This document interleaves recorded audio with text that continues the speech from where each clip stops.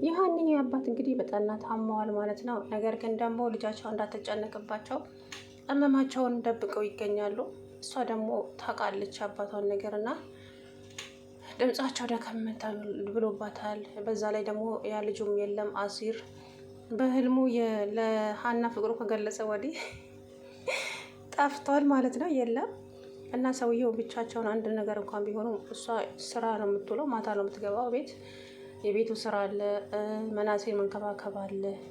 በዛ ላይ ደግሞ ሀሮን ተብዬው እያስቸገራት ነው ማለት ነው አንዳንድ ጊዜ። ነገር ግን ሊረዳትም ይፈልጋል፣ በዛም ደግሞ ሊጠቀምባት ይፈልጋል ማለት ነው። ፍቅረኛው እንድትሆን ይፈልጋል። ሰላም ደግሞ ሀሮንን ታፈቅረዋለች። አጀወላ እንግዲህ ሀሮንና ሰላም ሰክረው መጡ። መናሴ ቢፈልጋቸው አጣቸው። ነገር ግን ሰክረው ሲመጡ ሁለቱንም አይቷቸዋል። ከዛም ሀሮን ከመናሴ ስልክ ላይ የሀኒን ቁጥር ወስዶ ደወለላት።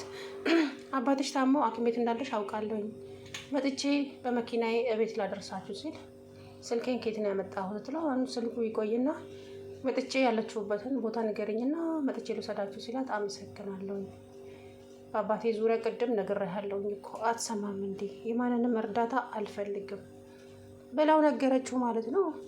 እንግዲህ ፈተና ልትሆኝብኝ ነው እበላሻለሁ ብሏል ማለት ነው። እንግዲህ ባያሰናክላትና ስራዋን ልጅቷ ብትሰራበት አባቷ የምታሰማበት ጥሩ ነው።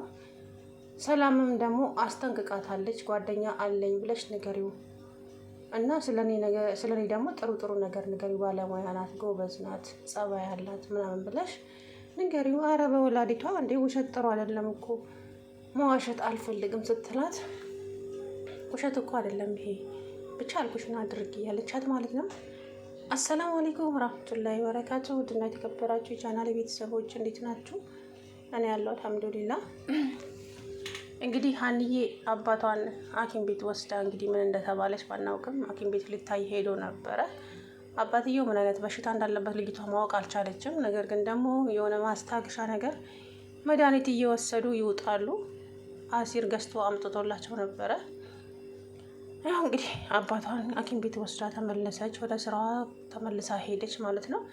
እንግዲህ መናሴን ክላሱ ገብታ መናሴ አንድ ነገር ልጠይቅ ነበረ፣ ጠይቅኝ ምንድን ነው ሀኒዬ ብሎ እንግዲህ እሱ እንደ እህቱ ነው የሚያት እና ከዛም ሀሮን ምን ሆነ?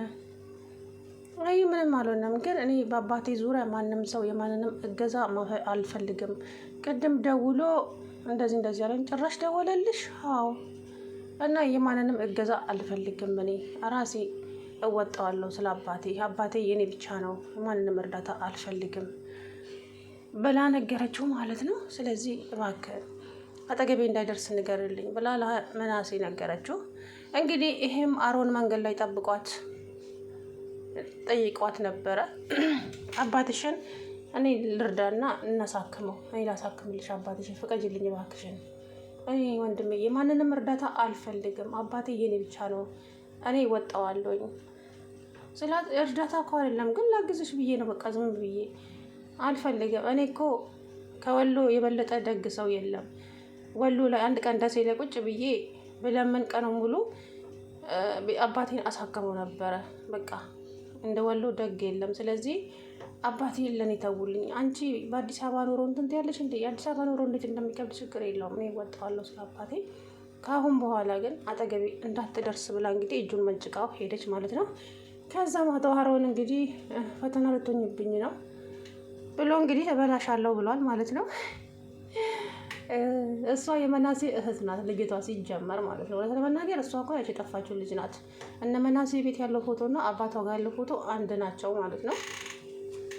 እንግዲህ ሰላምዬ ደግሞ ሀኒዬ ብላ ስለጠራቻት የሆነት ደስ ነው ያለኝ ማለት ነው።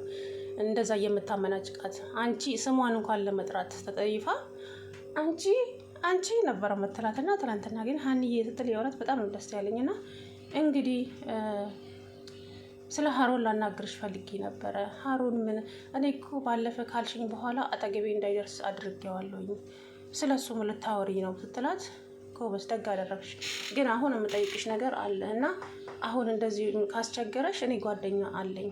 የምን ጓደኛ? ኧረ እኔ በወላዲቷ ምንም አይነት ጓደኛ የለኝም። ምስኪን የለኝም ማለት ነው። ግን ልጅቷ እምነቷ ላይ ያላት ጥንካሬ በእውነት ሳላደንቅ አላልፍም። እና ጎበዝ ናት፣ ጎበዝ የምሬ ነው። እና ያው መዋሸት ጥሩ አይደለም፣ ኃጢአት ነው ስትላት የውሸት አይደለም እኮ ግን በቃ ካስቸገረሽ ጓደኛ አለኝ ብለሽ ንገሪውና ስለ እኔ ደግሞ ጥሩ ጥሩ ነገሮችን ንገሪው። ሰላም ባለሙያ ናት፣ ጎበዝ ናት፣ ጸባይዋ ምናምን ብለሽ ንገሪው። አረ ውሸት እኮ ነው የራሱ። ታዲያ ውሸት አይደለም እንዴ ሰላምዬ ስትላት፣ ከዛም እንግዲህ ሽንኩርቱን ተቀብላት ሽንኩርቱን ካስተካ ተገርማ እያየቻት ነበረ ማለት ነው። ተገረምሽ አይደለ? እኔ እኮ በፊት በጣም ነበረ እናቴን ማግዛት፣ እናቴ ግን ጸባይዋ ሲቀየር እኔም ተቀየርኩባት እንጂ ለምን እህታችን ዛሬ 16 ዓመት ጠፍታ ነበረ እና የእሷን ፎቶ እያየች ሁልጊዜ ስታለቅስ በቃ እኔም ለምንድነው እንደዚህ የምትሆኘው እያልኩ እናቴ ላይ እናደዳለሁ። እኔ ልጅሽ አይደለሁም ወይ እያልኩ እናት አይደለም የእናት አንጀት ምናምን አለቻት ማለት ነው። እና እንግዲህ አሮን ተብዬው የልጅቷ የማንንም እገዛ አትፈልግም። አንተ በደካማ ጎኗ ገብተህ ልትጠቀምባት ነው።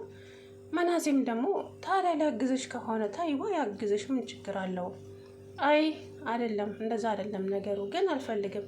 በቃ ለማንኛውም ንገርልኝ አጠገቤ እንዳይደርስ እባክህን መናሴ ብላ መናሴን ለመነችው። እሺ ሰላምዬ ማነሽ ሀንዬሽ ችግር የለውም እነግረዋለሁ አላት ማለት ነው።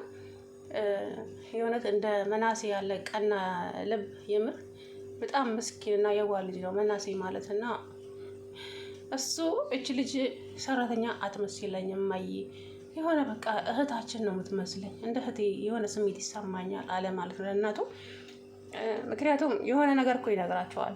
ምክንያቱም እህቱ ነች፣ የዛሬ 16 ዓመት የጠፋቸዋል ልጅ እሷ ናት ማለት ነው። እና የሆነ ቀን እንግዲህ ሰው እናቱም ከቱርክ ስትመለስ አባቷም ያንን የእሷን ፎቶ ለደላላው ይሰጥና ደላላው ደግሞ ለሜላት ይሰጥና ያንን ፎቶ እንግዲህ ሜላት ምን እንደሚሰማት አስባችሁታል?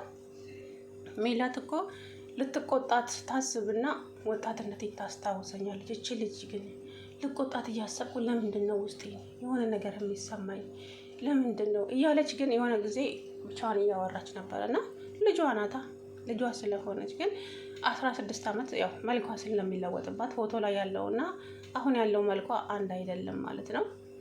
እንግዲህ ሀንዬ በቅርቡ የሜላት ልጅ መሆኗ ይታወቃል ብዬ አስባለሁ። ዋነኛው ነገር ግን አባቷ በጣም እየታመሙ ነው። ግን ህመማቸውን በውስጣቸው እየደበቁ ነው፣ ልጃቸው እንዳትጨነቅባቸው።